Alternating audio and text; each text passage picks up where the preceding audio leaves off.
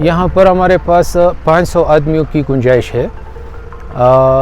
मर्दों के लिए हमने टेंट में बंदोबस्त किया हुआ है और फीमेल के लिए हमने यहाँ का कमरे, एक हॉस्टल है इस बिल्डिंग का, उसी कमरों में हम उसके लिए जगह बनाया हुआ है।